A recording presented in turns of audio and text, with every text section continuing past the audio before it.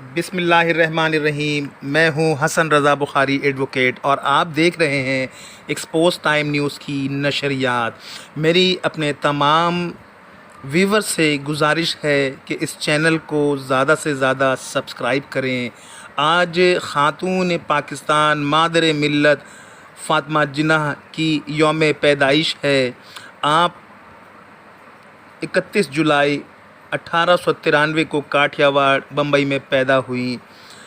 आप एक dental surgeon की हैसियत से आपने शोहरत हासिल की। आपकी तसनीफ़ माई ब्रदर ने आपके इंतकाल के तकरीबन 34 साल के बाद शाया हुई, जिसने कायद-ए-आज़म के हवाले से लिखी गई किताब को बहुत शोहरत हासिल हुई। आपने तहरीक पाकिस्तान में और बाद अज़ां कायद-ए-आज़म की रहलत के बाद पाकिस्तान की तामीर में और पाकिस्तान की बका के लिए जद्दोजहद जारी रखी।